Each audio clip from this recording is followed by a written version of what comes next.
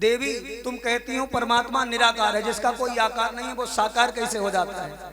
अच्छा, पानी सभी पीते हैं, पानी सबने देखा है, पानी का कोई अपना आकार होता है? पानी का कोई अपना आकार होता है? अब गिलास लेकर के पहुंच जाओ है, पानी उसमें भी आ जाता है। लोटा लेकर के पहुंच जाओ उसमें भी पानी आ जाता है। कमंडल लेकर के जाओ उसमें भी आ जाता है। पानी का वो मना कर कि हमारे लिए सीधो बर्तन लावो तब हम ही भाई, जो उल्टो टेढ़ो हैं तुम बर्तन ले आए हम ना इसमें आई पही।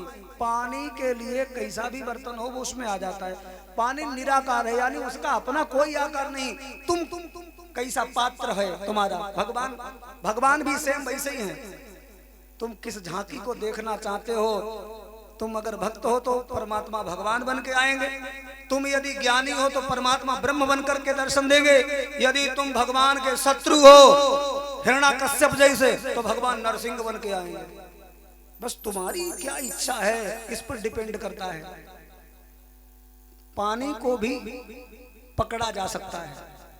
पानी ले जाकर के कटोरी में फ्रिज में रख दो, -डिग्री से महाराज भी नीचे चला जाए उसका तापमान, तो पानी बर्फ बन जाता है। पहले नहीं पकड़ में आता था, पहले उसका आकार कुछ नहीं था, अब उसने आकार ले लिया। जिस कटोरी में जिस बर्तन में रख दोगे वैसे ही बर्फ तुम्हें जमो मिलेगी। आकार हुई गो को, पहले तो आकार नहीं था। एक बार एक मास्टर साहब ने बच्चे से पूछा, ये बताओ बेटा 1 किलो रुई ज्यादा हो कि 1 किलो बर्फ? बालक बोलो 1 किलो बर्फ ज्यादा हो। गुरुजी ने कही पागल ही हो, जब हम बता रहे 1 किलो रुई 1 किलो बर्फ, तो जब वजन बता रहे तो ज्यादा का है, बराबर ही। उसने कहा गुरुजी हमें अपनो दिमाग लगाओ, हमने आप हमें 1 किलो रुई फेंक के मारो और हम आपको 1 किलो बर्फ की सिल्ली मारे, पता लग जाए का भारी। तो इतना कठोर हो जाता है कि किसी का सर फूट सकता है उस बर्फ की महाराज चोट से। दुनिया में कितने बुद्धिमान लोग हैं, हवा भर के गुब्बारा में बेच देते हैं। ध्यान देना मेरे भगवत प्रेमियों, अरे वही बर्फ ले जाकर के धूप में रख दो, धीरे धीरे धीरे धीरे वाष्प बन करके उड़ गया, अब दिखाई नहीं देता कहाँ चला गया। द्रव की 3 अवस्थाएं होती हैं, ठोस, द्रव और गैस। गैस बन करके वायुमंडल में छा गया। ऐसे ही भगवान वायुमंडल में हर जगह है।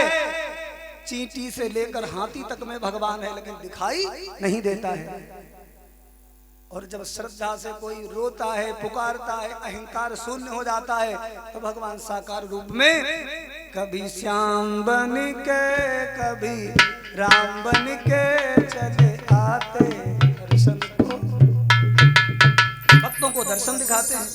अच्छा, भगवान का अवतार होता किस कारण है? सुनो, जब जब होई धर्म के हानि बढ़ई असुर अधम अभिमान।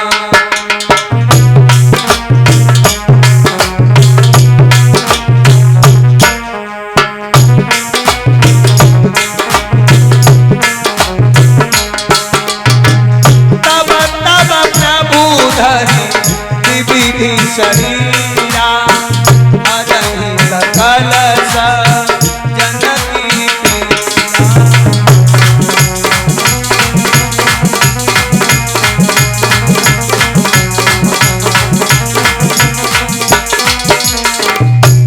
जब जब होई धर्म के हानि बाढ़ई असुर अधम अभिमानी करई अनीति जाई नहीं बरनी सीधई विप्र धेनु सुर धरनी तब तब प्रभु धरि विविध शरीरा हरई सकल सज्जन की पीरा।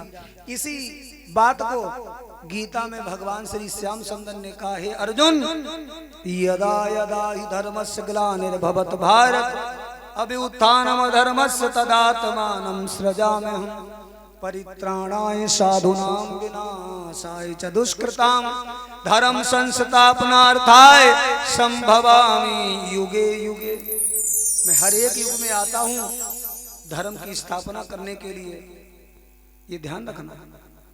और देवी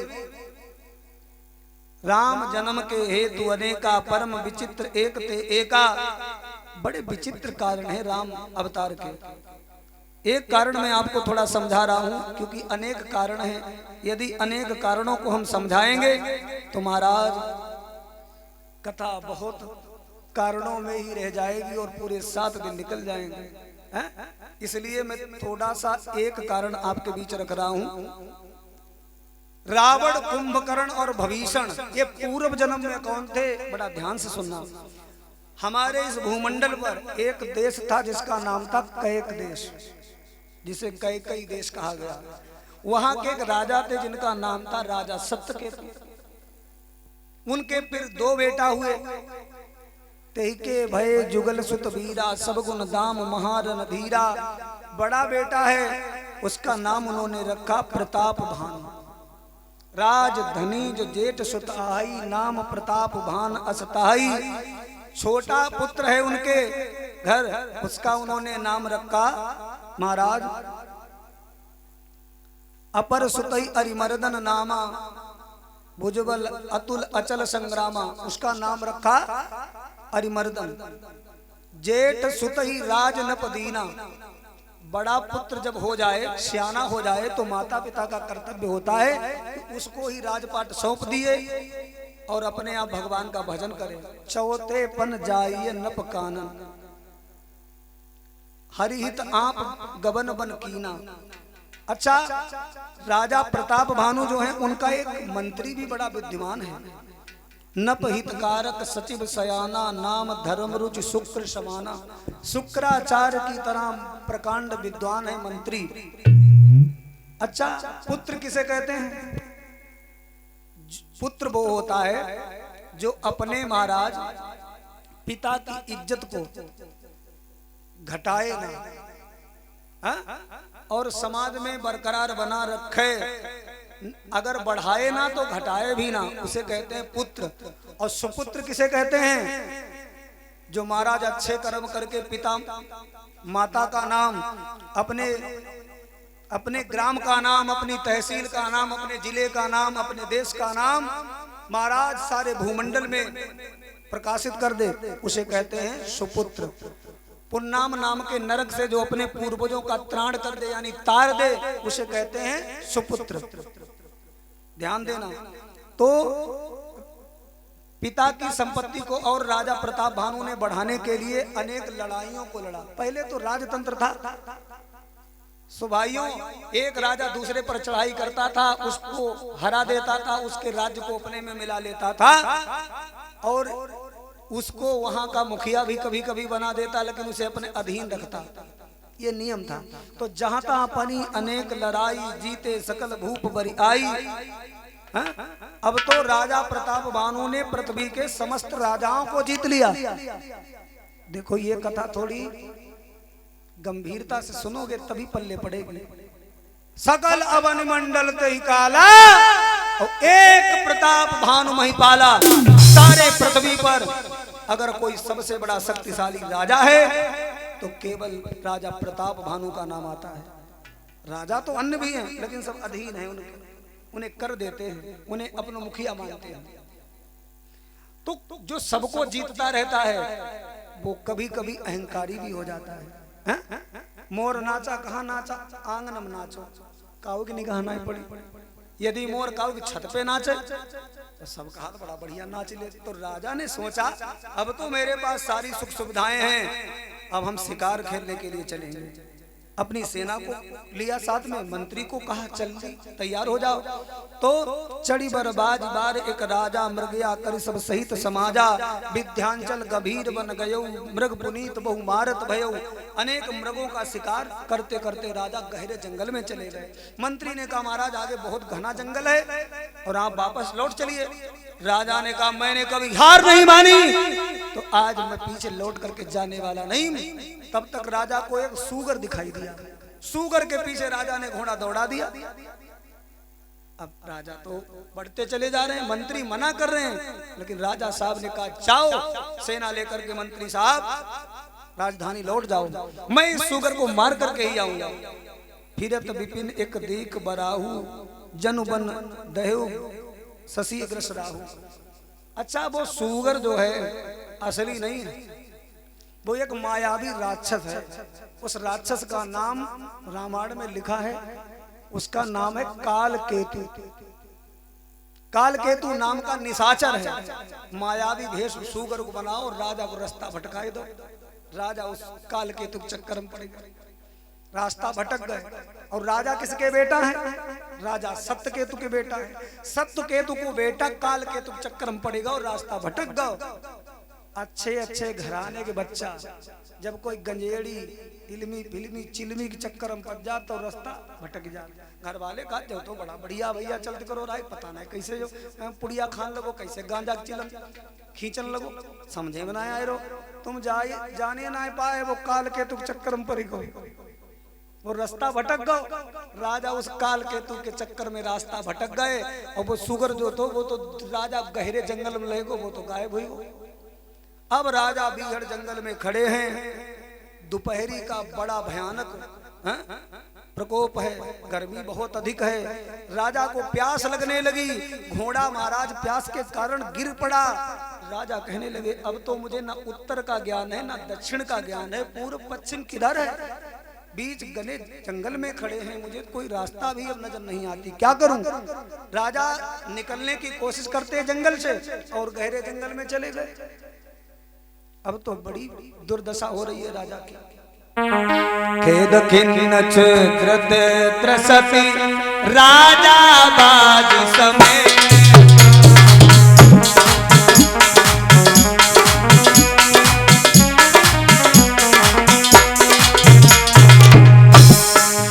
खोजत व्याकुल सरित सर जल बिन भयउ अचेत।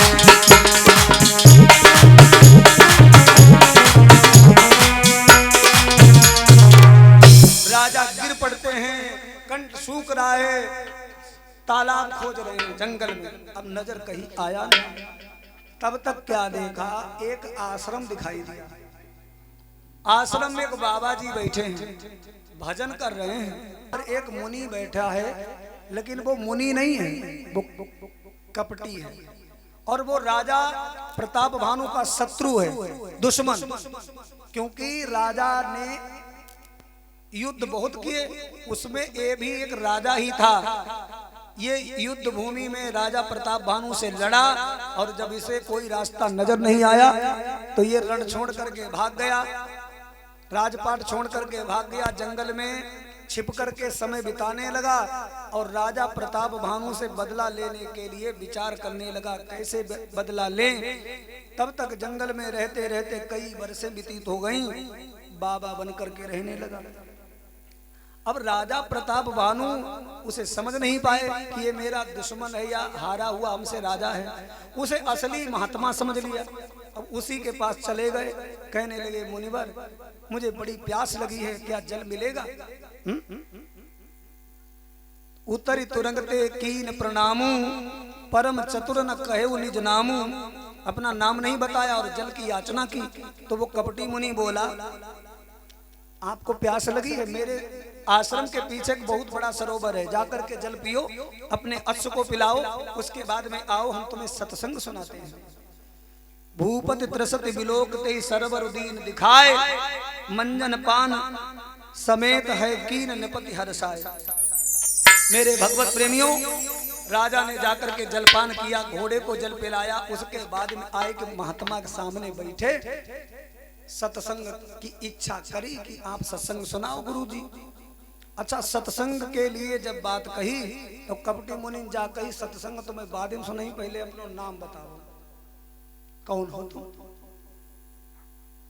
अच्छा, सत्संग सुनाओ के लिए तुम तैयार हो तो जा, जरूरी थोड़ो कि हम तुम्हारी जा पूछे तुम्हारो नाम का, तुम किस जाति के हो तब तुम्हें सत्संग सुना।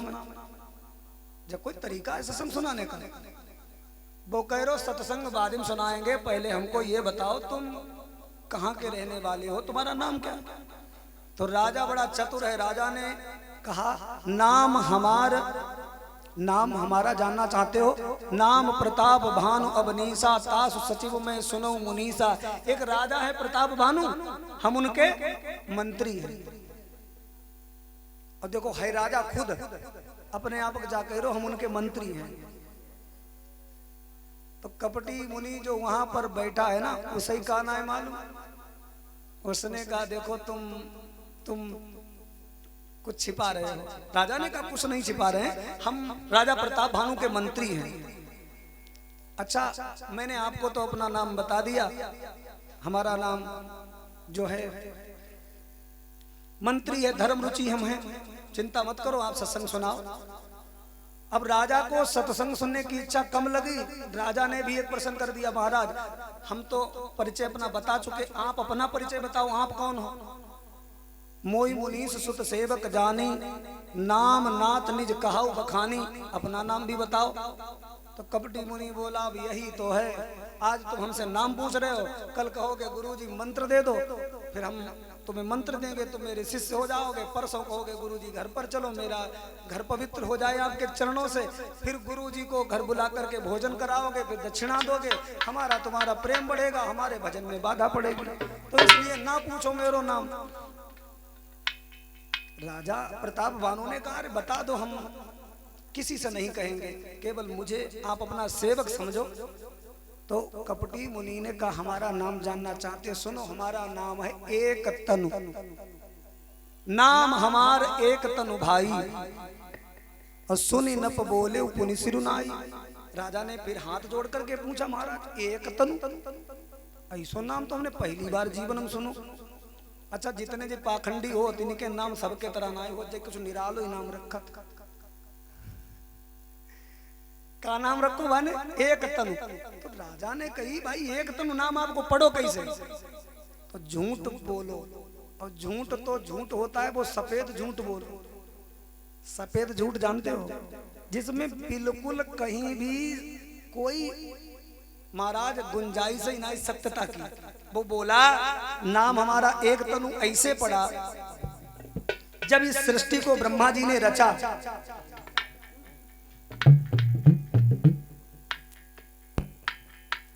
जब सृष्टि ब्रह्मा जी ने बनाई तब से अनेक प्राणी रोज जन्म लेते हैं, अनेक मरते हैं। पुनरपि जननम पुनरपि मरणम पुनरपि जननी जठरे शयनम, करोड़ों जन्मते हैं, करोड़ों मरते हैं, परंतु हम आज भी उसी शरीर से जिंदा हैं, हमारो मरण ना हो। आदि सृष्टि उपजी जबई तबऊ तपति भई,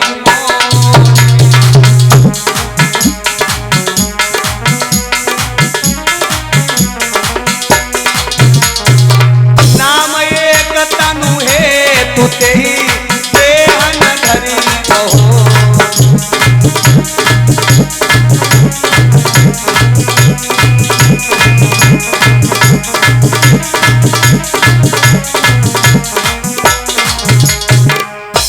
आदि सृष्टि उपजी जबई तब उत्पत्ति भई मोरी,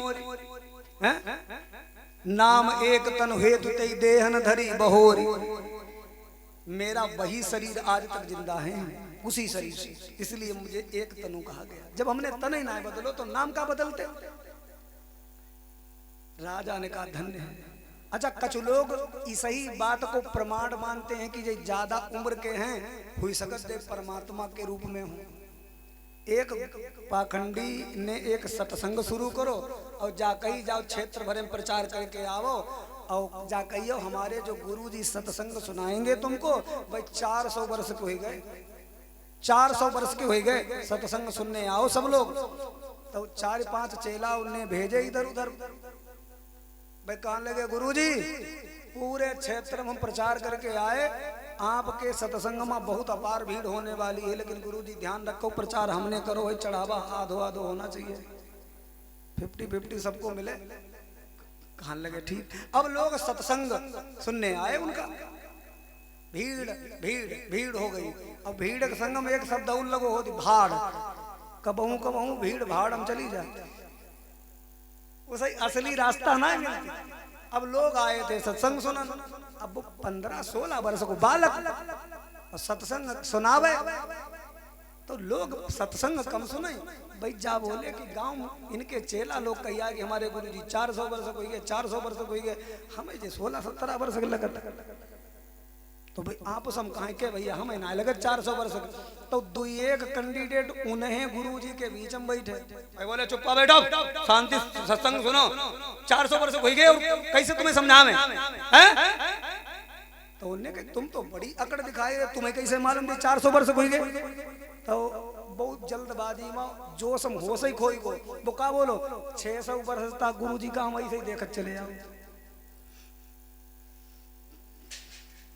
यानी गुरु गुरु गुण हुई गए चेला शक्कर भाई यही भूल गए कि हम कह क्या गए तो ध्यान रखना है लोभी गुरु लालची चेला होई नरक में ठेलम ठेला।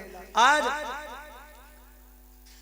राजा की तरफ देख करके वो कपटी मुनि कहने लगा हम तुम्हारे बारे में सब जानते हैं तुम अपने आप को मंत्री कहते हो तुम मंत्री नहीं हो नाम तुम्हार प्रताप दिनेशा सत्यकेतु तब पिता नरेशा तुम्हारे पिता सत्यकेतु हैं तुम ही राजा प्रताप भानु हो द्वारे मंत्री का नाम धर्म रुचि है तुम्हारे छोटे भैया का नाम अरिमर्दन है मैंने सब दिव्य दृष्टि से जान लिया।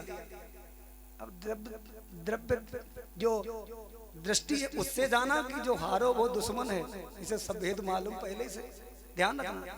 राजा उसके चक्कर में पड़ गए तो राजा ने असली महात्मा समझ के चरण ही पकड़ ले बोले बाबा जी आज हमें आपसे कुछ मांगने की इच्छा है का हमें एक वरदान मिल सकता है। कपटी मुनि बोला हाँ बिल्कुल मांगो मांगो हम तुम्हारी इन गलतियों को ज्यादा बड़ा नहीं मानते हैं चलो तुमने अपनी राजनीति के द्वारा विद्वता का परिचय दिया तुम हमसे एक वरदान मांग सकते हो और मैंने यदि आपको वरदान दे दिया तो वो सत्य हो जाएगा। राजा से कहा मांगो एक वरदान। अब राजा ने एक वरदान मांगा बड़ा सोच समझ करके क्या मांगा महाराज हमें एक वरदान ये दे दो कि हम पे कभी बुढ़ापो ना आवे बुढ़ापा ना आए। कपटी मुनि ने कहा तथास्तु जाओ तुम पर बुढ़ापा नहीं आएगा। अच्छा इतने लोग यहाँ बैठे हैं सबका अपनी जन्म तिथि याद होगी इंटर की परीक्षा कब आपने पास की ये भी मालूम होगा आपका विवाह कब हुआ ये भी मालूम होगा पहला बालक कब जन्म लिया ये भी याद होगा है? सारी डेटें लोग लिख करके रखते हैं याद हैं सबको लेकिन किसी बड़े बूढ़े से पूछी जाएगी तुम किस डेट में बूढ़े भाई डेट लिखी याद है ये बुढ़ापा तो धीरे धीरे आता है अब पता नहीं कब आकर के महाराज चेहरा बदल जाता है समझ में नहीं आता। अच्छा बूढ़ो होनो कोई ना चाहते बूढ़ो होनो तो कोई चाहत ना है एती बढ़िया बढ़िया क्रीम है तो पाउडर एती महाराज है बादाम है इतनी स्वर्ण भस्म उतनी क्या क्या नहीं चमनप्राश इत्यादि डब्बा के डब्बा चाट जाते हैं खूब जवान बने रहे लेकिन कितो बढ़िया खाइयो लेकिन बुढ़ापो तो आएगो इसे कोई रोक सकता नहीं ध्यान देना। कपटी मुनि ने कहा जाओ मेरा ये वरदान है तुम्हारे ऊपर राजा प्रताप भानु बुढ़ापा नहीं आएगा। अब तो खुश हो राजा खुश हो गया थोड़ी देर के बाद में बोला बुढ़ापा तो नहीं आएगा जवान बने रहेंगे लेकिन मौत आ सकती है गुरुजी। अब कपटी मुनि बोला गुरुजी कहते हो मौत अब हमें गुरु बना लिया तो कहते हो मौत अरे मौत के लिए तो तुमने कुछ मांगा नहीं मौत तो आएगी। तो उसने कहा गुरुजी ऐसी काहे कि जवानी जवान ही बने रहे और मौत आए के शरीर से प्राण ही निकाल ले तो एक वरदान और दे दो गुरुजी हमारो मरण ना हो जरा मरण मेरा मरण ना हो। कपटी मुनि ने कहा ठीक है जाओ मैंने तुम्हें ये वरदान दिया तुम्हारी मृत्यु नहीं होगी ठीक है अब तो खुश हो। राजा कहने लगा अब तो बहुत खुश हैं। फिर सोचने लगा महाराज बुढ़ापा आएगा नहीं मृत्यु आएगी नहीं लेकिन शरीर में रोग तो आ ही सके कैंसर खांसी जुकाम बीमारी बुखार ये तो परेशानी हो सकती है शरीर में व्याधियां तो हो सकती हैं। कपटी मुनि ने कहा वो तो तुमने हमसे कुछ मांगा नहीं अब वो तो होगा तुम्हें। अरे महाराज तो गलती हुई गई एक वरदान और दो हमारे शरीर में कोई रोग ना आए दुख रहित तन। कपटी मुनि ने कहा अब देखो तुम धीरे धीरे तीसरा वरदान मांगने लगे एक के लिए कहा था अब गुरुजी मान जाओ एक और दे दो ना। अच्छा ठीक है मैंने तुम्हें ये भी दिया जाओ तुम्हारे शरीर में कोई रोग नहीं लगेगा। अब तो खुश हो प्रताप भानु बोले अब तो खूब खुश हैं, लेकिन फिर सोचा कि महाराज कोई राजा अगर हमारे राज्य के ऊपर या हम पर हमला करेगा, हम पर चढ़ाई करेगा तो मुझे हरा देगा और बंदी बना करके अपने राज्य में ले जाएगा। कपटी मुनि बोला वो तो करेगा। अरे महाराज ये गलती हुई गई, एक वरदान और दे दो। वरदान जो दे दो कि हमें कोई युद्ध में हरा ना सके और हम सबको जीत ले, हमें कोई जीत ना सके, ये वरदान और दे दो गुरुजी। कपटी मुनि ने कहा ठीक है भाई, चलो हमने तुम्हें एक ये भी दिया, तुम्हें कोई नहीं जीत सकेगा। ठीक, अब तो खुश हो। राजा प्रताप भानु ने कहा अब काहे कमी, अब तो खुश हैं, कोई दिक्कत नहीं। फिर बैठे बैठे सोचने लगा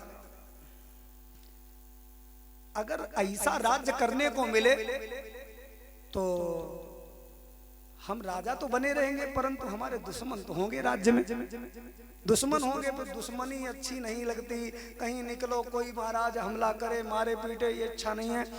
तो गुरुजी एक वरदान और दे दो कि हमारो कोई दुश्मन ना हो। ध्यान रखना ये कथा कितनी महत्वपूर्ण है, ध्यान से सुन रहे हो आप।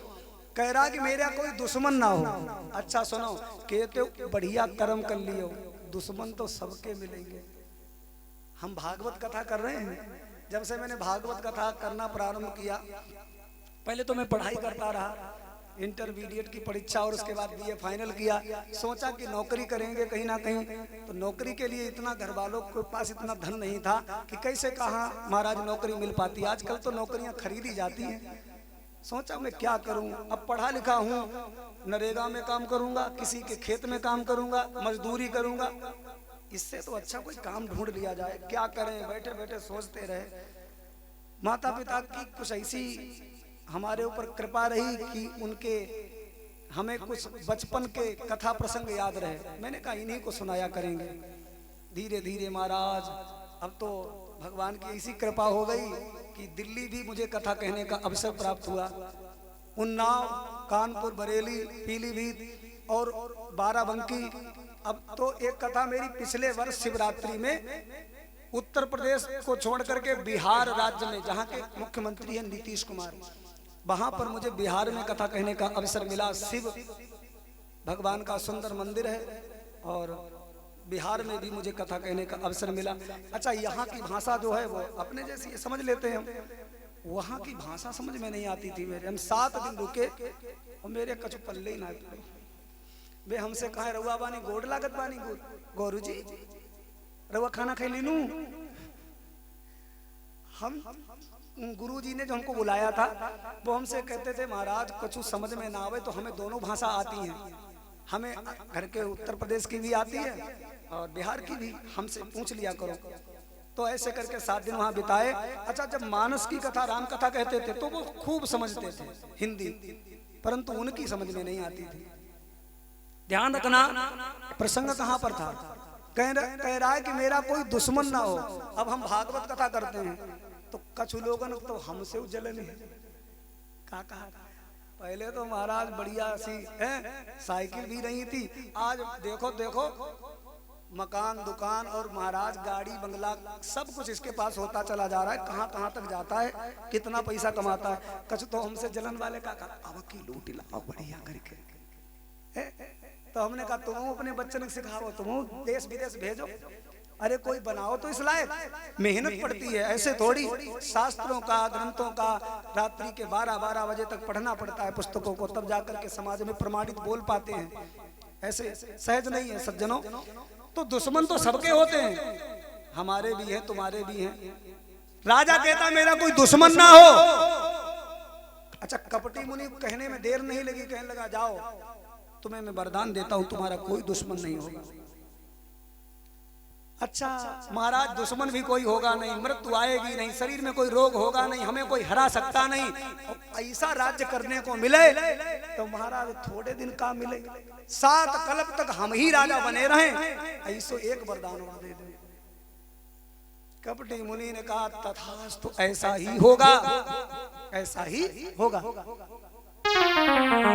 अच्छा, ये बात कहने में उसे संकोच हो जिसका जो लगे कि हमारी बदनामी हो जाएगी, हैं, हमारी बात सत्य ना हुई, वो खुद ही महाकपटी है। तो कपट तो वो पहले से कर रहा है, उसकी बात झूठ भी हो जाएगी तो कौन सा उस पर पहाड़ लौट जाएगा। इसलिए सब कुछ हाँ हाँ करता रहा राजा पर। जरावरन दुख रही तनु समर जिते जन को,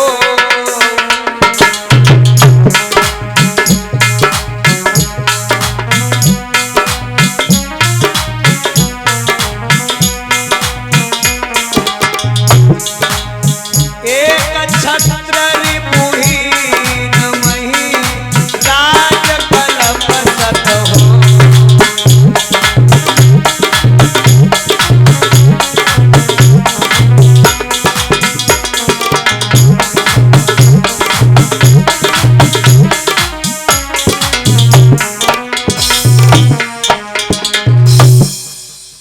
कपटी मुनि ने कहा, देखो तुम्हारे ये सारे वचन सत्य होंगे, परंतु जो विप्रन बस करहु नरेशा तो तुई बस विधि विष्णु महेशा। ये केवल ब्राह्मणों को अपने बस में कर लो तो विष्णु भगवान और ब्रह्मा सब तुम्हारे बस में हो जाएंगे, हैं? और सुनो बात ऐसी है, तुम महात्माओं को बस में करना यदि चाहो, ब्राह्मणों को अपने बस में करना चाहो तो उन्हें चकाचक भोजन करवाओ, महात्माओं को बुलाओ अपने आंगन में भोजन करवाओ। और सुनो, भोजन मैं बनाऊंगा तुम परसो मुई जानन कोई। मैं बहुत बढ़िया स्वादिष्ट भोजन बना लेता हूँ, मैं भोजन बनाऊंगा तुम खिलाना महात्माओं को, ब्राह्मणों को। ये बात तीसरे के कान में नहीं जानी चाहिए। तो राजा ने कहा, आप किस भेष में आएंगे मेरे घर में? तो कहा कि जो तुम्हारे घर में कुल पुरोहिती का कार्य करता है, जो पूजा पाठ करवाता है, हम तुम्हारे उस कुल पुरोहित को चुरा लेंगे और पर्वत की जाकर के गुफा में छिपा देंगे और हम कुल पुरोहित का रूप धारण करके तुम्हारे घर आ जाएंगे, रसोई में बैठ करके भोजन बना देंगे। अब राजा को यहाँ पर सावधान होना चाहिए था कि हमारे कुल पुरोहित यानी मेरे गुरु जी का जो पकड़ ले जाएगा, गुफा में छिपा देगा, तब जो मेरे कल्याण करना आएगा। लेकिन राजा को जा लगो कि फिर तो हम ईश्वर जैसे पूजेंगे, तब गुरु जी का अगर गुफा बंद करते तो कहा है, कोई बात नहीं। और जो गुरु जी को नायब हो तो वो महाराज भगवान का हुई, इसलिए सत्यानाश होने वालों है। राजा प्रताप भानु को सुनते रहना कथा। हुआ क्या, राजा उसी कपट मुनि के आश्रम में सो गया, हारा थका सो गया। जब वो सो गया तब वही जो सूगर बन के राजा का रास्ता भटकाया था वो काल केतु आया। काल केतु आया और काल केतु के महाराज, काल केतु के 7 सुत और 10 भाई थे, वो इसी राजा प्रताप भानु ने मार डाले थे। तो काल केतु को भी दुश्मन है राजा प्रताप भानु, जो आज सो रहा है उन्हीं के आश्रम में। काल केतु ने कहा, बताओ क्या इसकी गर्दन मरोड़ दें, ये अभी सो रहा है। कपटी मुनि ने कहा, इसको मारने से मेरा मन पूरा नहीं होगा, इसके कुल समूल का मैं नाश कराना चाहता हूं। मैंने सारी भूमिका तैयार कर ली है। तुम तो मायावी हो, तुम सूगर भी बन जाते हो, तुम घोड़ा भी बन जाते हो, तुम माया का रूप धारण कर लेते हो। इस राजा को उठाओ, इसकी रानी के पास महलों में जाकर के सुला दो और इसका घोड़ा इसके जहां घोड़ा बनते हैं वहां बांध आओ।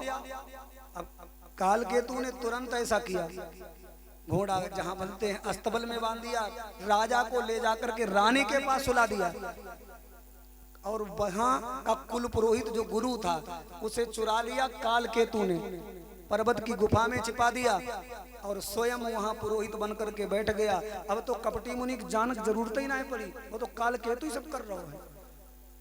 सवेरा जैसे ही हुआ, राजा ने ऐसे करवट ली, देखो रानी पास में लेटी है। अरे सोए थे जंगल में, आ गए भवन में, जरूर कोई भगवान ही थे वे।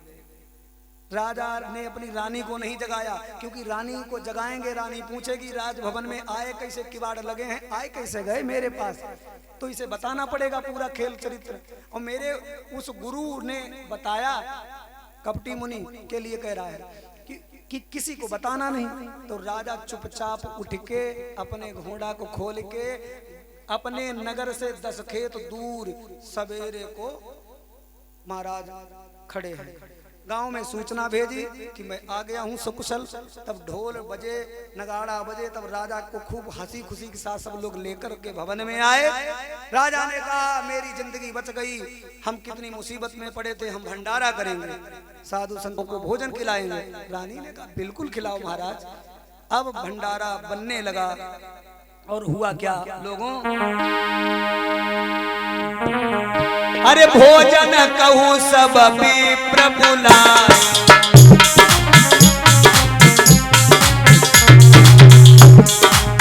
पद पखारी आसन बैठाए, पद पखारी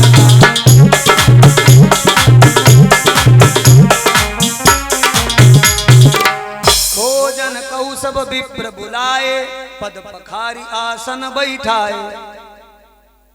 अच्छा, जो भोजन बनाया है उस काल केतु नाम के राक्षस ने, उसमें ब्राह्मणों का मांस, मृगों का मांस रांध दिया है? महात्मा लोग पंगत लगा करके राजा के भवन में बैठे हैं। हुआ क्या लोगों, अरे परसन जब लगा महिपाला,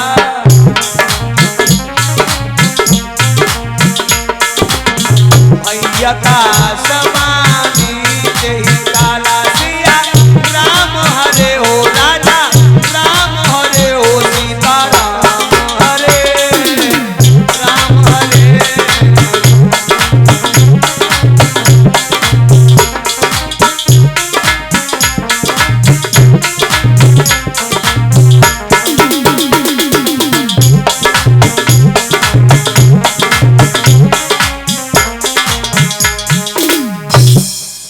भोजन कहू सब विप्र बुलाए, पद पखारी आसन बैठाए, परसन जब ही लगा वहीं पाला, और भई आकाशवाणी ते काला।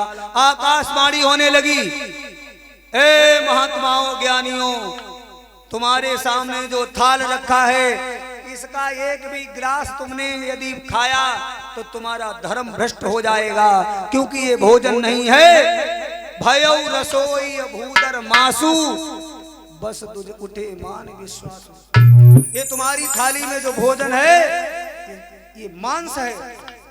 जैसे ही आकाशवाणी सुनी तो भैया एकदम लेकर के चिमटा कमंडल महात्मा ज्ञानी जो थे वो खड़े हो गए, राजा की तरफ देख करके हुंकारने लगे, राजा प्रताप भानु, तूने अपने घर बुला करके मेरा धर्म भ्रष्ट करना चाहा, ये तूने मेरे साथ अच्छा नहीं किया, और हम सभी महात्मा एक सुर में तुझे श्राप देते हैं। क्या श्राप दिया? बोले विप्र सको पतव नहीं कछु कीन विचार,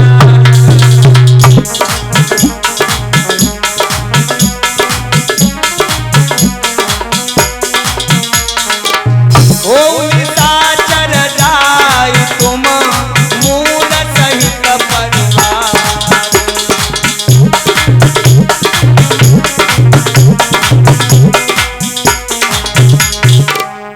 बोले विप्र शकोप तब नहीं कचुकीन विचार।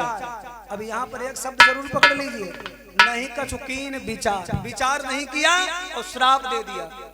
जाय निशाचर हो तुम मूड सहित परिवार, पूरे कुल खानदान के साथ में राजा प्रताप भानु अगले जन्म में निशाचर बनो, ऐसा कह दिया। राजा रोने लगे, ये क्या हुआ? ऐसा मेरा कोई भाव नहीं था, आपकी थाली में मांस आया कहां से? अभी जाकर के मैं रसोईया को देखता हूँ, डांटता हूँ। जैसे ही राजा भाग करके रसोई घर में गए, वो तो काल केतु माया भी था, वो गायब हो गया, वहां कोई है नहीं। और जो आकाशवाणी हुई वो भी उसी की देन थी। असली आकाशवाणी ने महात्माओं के दिमाग को नहीं भटकाया, काल केतु की ही आवाज थी आकाशवाणी रूपी।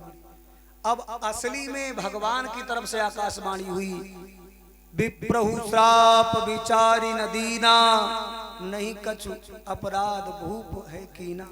राजा ने कोई अपराध नहीं किया, आपने विचार करके श्राप नहीं दिया है? अब तो महात्मा लोग पछताने लगे, आखिर ये राजा को श्राप लगा क्यों, ऐसा क्यों हुआ?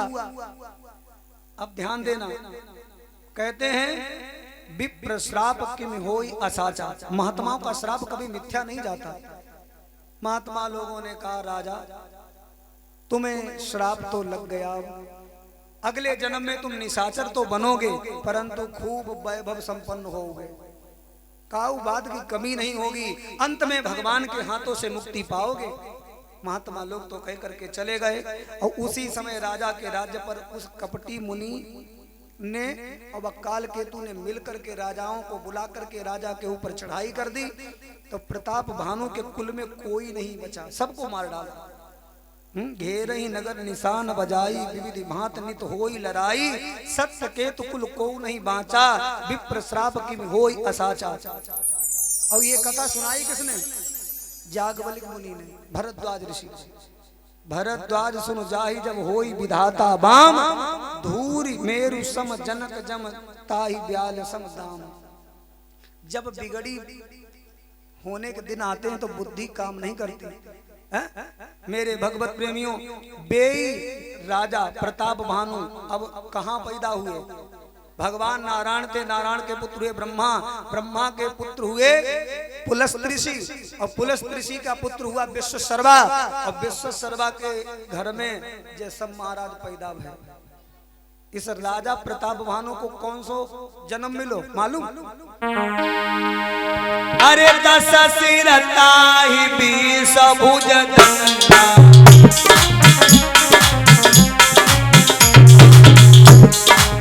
10 सिर ताहि 20 भुज दंडा, रावण नाम वीर बलिबंडा।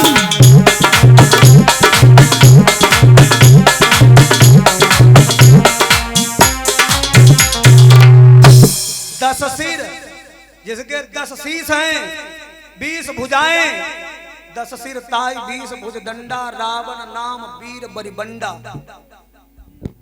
एक जगह हमने जब कथा सुनाई तो एक महात्मा जी थे, भाई हमसे बोले के भाई कथावाचक जी हमें जा बतावो का राजा रावण के साँच माच 10 मूड रहे।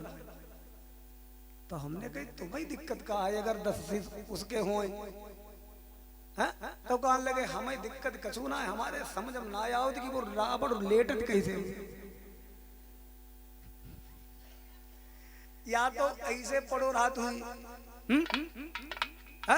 चित, या फिर पिट भरा लेटत हुई, क्योंकि करो पहले पाऊ तुई, क्योंकि एक तरफ 5 मूड, एक तरफ 4, तो 5 और 4 9 हो, एक बीच वालों 10, और जिधर एक ज्यादा होती हुई, जैसे एक तरफ 5 एक तरफ 4, तो जिधर एक ज्यादा है उधर वजन ज्यादा होती है, तो उसका चयन कैसे पता? एक तरफ की गर्दन टेढ़ी रहती है इसे झुकी।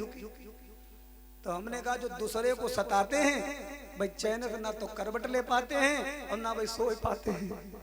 तो रावण जो था, यही रामायण में लिखा 10 सिर ताई 20 भुज दंडा। 10 सिर का मतलब जानते हो? 10 सिर, 10 सिर का मतलब 10 मुख का मतलब जो कितनी इंद्रियां हैं, 5 कर्मेंद्रियां और 5 ज्ञानेंद्रियां। इनको जो महाराज खुश करने के लिए अधर्म करने लगे, समझ ले वो रावण है। अच्छा, जो छोटा भाई है भूप अनुज अरिमर्दन नामा, भाइयों सो कुंभकर्ण बलधामा। राजा प्रताप भानु का छोटा भैया कौन बना? कुंभकर्ण। सचिव जो रहा धर्म रुच जासु, भयो विमांत्र बंधु लघु तासु, नाम भभीषण जेहि जग जाना, विष्णु भगत विज्ञान निधाना। ये सब राक्षस बने, ध्यान रखना। अच्छा, बहुत से लोग कहते हैं भाई राजा प्रताप भानु तो बड़े धर्मात्मा थे, अच्छे मार्ग पर चलते थे, उन्हें रावण बनना क्यों पड़ा? ऐसा नहीं उनके साथ होना चाहिए। भगवान ने रावण राजा प्रताप भानु को बनाया। तो हमने कहा कभी कभी ऐसा होता है कि कोई गलती नहीं होती है, फिर भी भगवान की लीला में जुड़ने के लिए भगवान तुम्हें चुन लेते हैं कि तुमको बनाएंगे अपनी लीला में रावण। राजा प्रताप भानु की गलती नहीं थी, परंतु रावण बनने के लिए ऐरा गैरा नत्थु खैरा नहीं बन सकता रावण। रावण बनने के लिए राजा प्रताप भानु जैसी योग्यता चाहिए। एक बार एक जगह हुआ रामलीला, और रामलीला में रावण बनना था। जिस व्यक्ति को उसकी तबीयत बिगड़ी, वो बीमार हुई, कालरा बनी, अब सोचने लगे कि आज रामलीला कैसे हुई है, आज रामलीला कैसे होगी। पूरी मेला कमेटी बड़ा परेशान कि आज रामलीला कैसे होगी। भाई रावण की तो तबीयत ठीक नहीं है, कौन बनेगा रावण। सो भैया कहाँ लगे रावण बनता है, कोई मोटो आदमी देख लो। मेला वाले इधर उधर कमेटी वाले घूमन लगे, भैया कोई मोटो तगड़ो मिल जातो भैया बना लेते, आज कितने कैसे लाज बच जाती, रावण कोई बन जातो। देखत देखत बारात टहलते टहलते मेला एक नुक्कड़ पर एक हलवाई मोटो आदमी बैठो, जलेबी फटाफट बनाए बढ़िया बढ़िया जलेबी। मेला कमेटी के लोग गए, कहाँ लगे भैया, तब वो कहाँ लोगों कितनी तौल दे बाबूजी। मेला कमेटी के लोग बोले कितनी तौल ना दे, खुद ही चलो। अरे भैया हमारो का काम, बोले रावण की तबीयत ना ठीक है और तुम रावण बन जाओ आज भरे। अरे भैया हम कब ना बने, हमें ना ले चलो, ना हम भैया ना बन पाइए। तो जो तीर पड़ोसी दुकानदार थे उनने सोची जाकी जलेबी खूब बिकती, हमारी बिक्री ना हुई रही, तो वे लोग चल के आए, कहा ले भैया बहुत बढ़िया सीन करते, खूब जान तो बहुत अच्छो बन गया रावण, जच याद करते लेके जाओ ना भैया, आज रामलीला हम देखना आवेंगे, दुकान बंद कर देंगे। सो भैया अब भाई तो पीछे ही पड़ गए, बोले ना चलो तुम्हें करना कछु ना है, तुम्हें 500 रुपया कमाई पई हो यहाँ बैठे बैठे, हम तुम्हें 1000 देंगे, चलो। पकड़ के ले गए, का जबरदस्ती नहवाओ, मोटो तगड़ो थो, खूब बढ़िया मेकअप करो, बड़ी बड़ी मूंछ है। अब रावण को जब ड्रेस पहना तो पूरा रावण लगे, ऐसो लगे आज रावण जमेगा। मेला के बीच में से निकला तो लोग कहने लगे भाई हलवाई है देखो रावण के तो जमे रहो है। जब जाकर के राज सिंहासन पर गया तो उसने धीरे गई, हमें मालूम कछु ना हम कहाँ कहीं। तो मेला के जो संचालक थे उन्होंने कहा तुम कहना जय शंकर की, और बीच बीच में कह देना मैं दशानन हूँ, मैं लंकापति हूँ, मैं रावण हूँ, मैं दशकंदर हूँ, बस ये डायलॉग बोल ले तुम्हें। भाई हो गया, अब वो बीच बीच में कहता है जय शंकर की, मैं दशकंदर हूँ, मैं रावण हूँ, मैं दशानन हूँ। अब अंगद और रावण जी को संवाद होना था बादिना, रावण ऊपर सिंहासन पर बैठा, अब अंगद जी आए। अब जो अंगद जी थे वही तो खूब रामलीला खेले थे, उन्हें का दिक्कत करते, खूब बढ़िया धमक में बोलते थे। वे आए तो सबसे पहले अंगद जी ने पूछा, मूर्ख बता दे बेगी का है तिहारो नाम, पूछो चाहत अंगद श्री राम को सहाई हूँ। मैं राम का सेवक अंगद तुमसे पूछ रहा हूं कौन हो तुम, राज सिंहासन पर बैठे हो। तो रावण ने कहा मैं दशकंदर हूं, मैं रावण हूं, जय शंकर की। जाको भय माने राजेश देश देशन को, सोई 10 शीश नहीं करत बनाई हूं। तब बाली को बेटा जो अंगद थो बाने ऐसे तलवार निकाली, तो बोलो बाली से सत्य सत्य भागो बे, नहीं तो तिहारो शीश तलवार से उड़ाएंगे, अभी तुम्हारा शीश काट करके नीचे गिरा देंगे तुम्हें, सत्य सत्य बताओ तुम कौन हो। तो भाई घबराएंगे हलवाई साहब, भाई समझ गए जो साच माच शीश आज काटी ली, अब हकीकत में बताइए नहीं हम कौन है। तो भाई रो लगे कहा लगे भैया मरियो ना, हम एक बुद्धू हलवाई है, हम तो जलेबी बेचत रहे जी, पकड़ लाए लोग हमें, माफ करो अंगद जी, मारो मत, रावण नहीं मैं बुद्धू हलवाई हूँ। तो लोग महाराज उसकी बात सुन के ऐसे खुल के हंसे, कहां लगे जाने तो महाराज खीर में नमक ही डाल दो आज।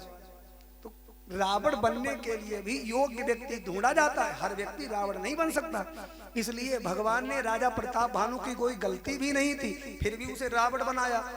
यही कारण था कि रावण की योग्यता थी राजा प्रताप भानु में। अब ध्यान रखना, एक बार रावण, कुंभकर्ण और भीषण और लंकिनी, इन सभी ने तपस्या की, घनघोर तपस्या। कैसी तपस्या की? अरे कीनी विविधि तपति नौ भाई,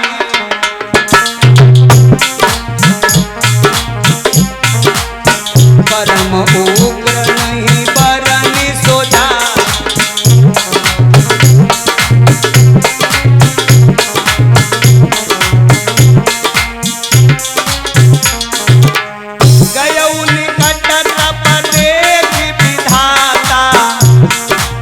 परमानव प्रसन्न में ताता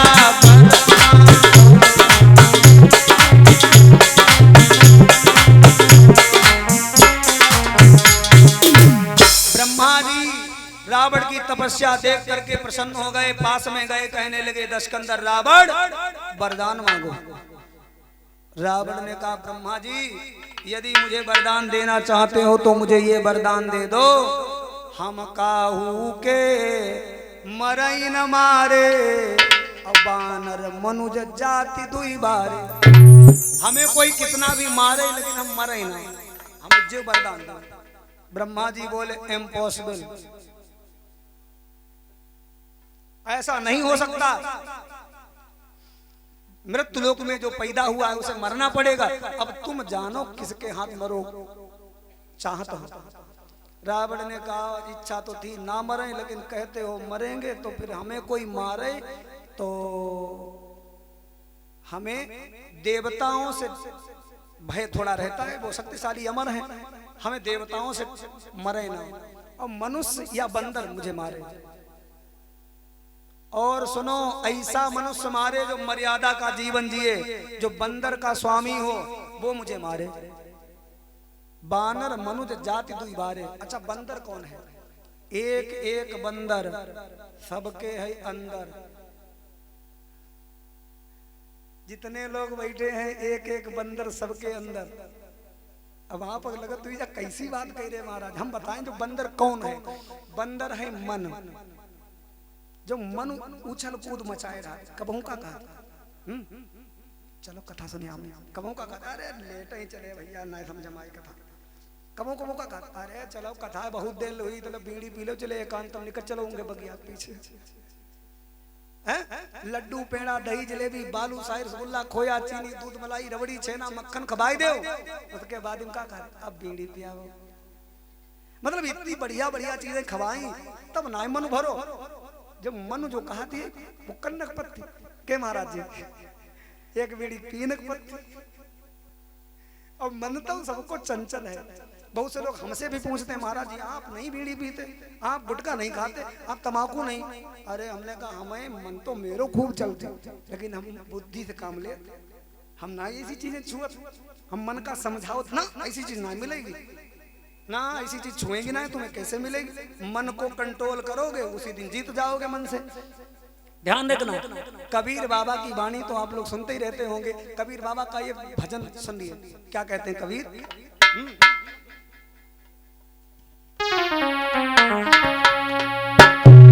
क्या कहते हैं कबीर। अरे एक वो चंबा हमने देखो बंदर दुहई गाय, रामा बंदर दुहई गाय।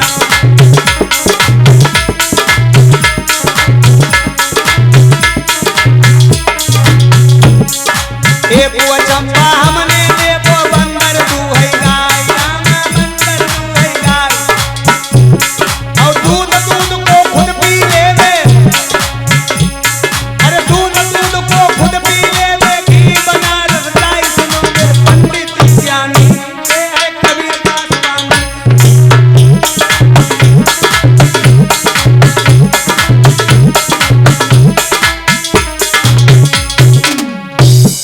कबीर बाबा कहते हैं एक वो चंबा हमने देखो बंदर दुहई गाय, और दूध दूध को खुद पी लेवे और घी बनारस भेज दे। समझ माई कुछ बात। उल्टा ज्ञान कबीर का झटपट लखा न जाए, और जो जाको झटपट लखाई तो सब खटपट मिट जाए। अच्छा दूध अगर बंदर पी ली तो घी कहां से बनी। घी आओ तो दूध से ही। अब कबीर बाबा कहते हैं वो दूध तो तुरंत ही पी लेते हो, घी बचत तो बनारस भेज दे। देखो भाई ये मन रूपी बंदर ये इंद्रियों के द्वारा शरीर की शक्तियों का दोहन कर लेता है। आंखों से जुड़ा है ये मन। आंखें थकी रही हैं मोबाइल देखत देखत, फिल्म देखत देखत, लेकिन मनु का थोड़ी देर देखा वो कद आखिर होने वालो है, थोड़ी देर देख ले। कान ना चाहत कि कुछ और सुन नहीं, कान परेशान हुई रहे, लेकिन मन का थोड़ी देर सुन ले, थोड़ी देर सुन। महाराज पेट भरी गो और अच्छो भोजन सामने रखो, जीव का बढ़िया लगी, मन का और खाओ और खाओ। ये मन। अच्छा काम वासना, पति पत्नी जब रहते हैं ना तो ये मन मचलता है और ये पत्नी के प्रेम में आकर्षित होकर के ये शरीर की शक्ति भोग वासना में छीड़ कर लेता है। और जब मन का अगर समझाए लो तो महाराज जीवन लंबो जियोगे। और सुनो, जैसे जलती हुई अग्नि में एक एक चम्मच की आहुति पड़ती रहेगी तो वो आग ज्वाला और बढ़ती रहेगी, आग और ज्यादा तेज होगी। तो काम वासना में जितना लिप्त रहोगे उतनी काम वासना सताएगी। यदि महाराज आप अग्नि को शांत करना चाहो तो घी का अग्नि से दूर करो, दूर दूर रखो। आग हम घी ही ना पड़ी तो बहुत शांत रही और घी अपनो बच गई। बोलो गोविंद भगवान की। तो कहते हैं कि रावण ने कहा कि मुझे मर्यादा पुरुषोत्तम ही मार सके। सज्जनों, अब समय गुजरता चला गया, वरदान दे दिया, लेकिन जब विधाता आए कुंभकर्ण के पास कहने लगे पुनि प्रभु कुंभकर्ण पै गयऊ तेहि बिलोक मन विस्मय भयऊ जो यही खलनित करब आहारू हुई यही सब उदार संसारू। यदि कुंभकर्ण रोज भोजन करेगा तो ये सारे संसार को खा जाएगा। कुंभकर्ण कितना खाता था मालूम है? 71 भैंसा तो उसके एक बार में नाश्ता में लगत रहा, कई ड्रम मदिरा पी जाता था। ये हम अपनी तरफ से नहीं बोल रहे, विश्राम सागर उठा करके पढ़ी, उसमें लिखा है मांसाहारी था, मांस भक्षण करता था। ब्रह्मा बोले अगर ये जिंदा रहेगा, जीवित रहेगा, जगता रहेगा, बहुत खाएगा, हम सृष्टि बनाएंगे, ये अकेले विनाश करेगा। मांगो भाई, तुम भी मांगो, क्या चाहते हो? कुंभकर्ण के मन में आया कि हम इंद्र की पदवी मांग लें। उसके मुख से महाराज जैसे ही निकलना था इंद्रासन, तो सरस्वती मैया उसकी जिब्या पर बैठ गई, बाकी जीभ पूरी बढ़िया पलट नहीं पाई। उसके मुख से निकलो ब्रह्मा जी हमें निद्रासन दे दीजिए। ब्रह्मा जी ने कहा जाओ, तुम्हारे लिए तो निद्रा का आसन यानी बिस्तर लगो है, आराम से सो जाए। अच्छा, बहुत से लोग कहते हैं कि कुंभकर्ण जो था वो 6 महीना सोता था, 6 महीना के लिए जागता था, लेकिन ऐसा नहीं है। सत्य बात यह है कि कुंभकर्ण 1 दिन के लिए जगता था और 6 महीना के लिए सो जाता था, ऐसा विद्वान कहते हैं।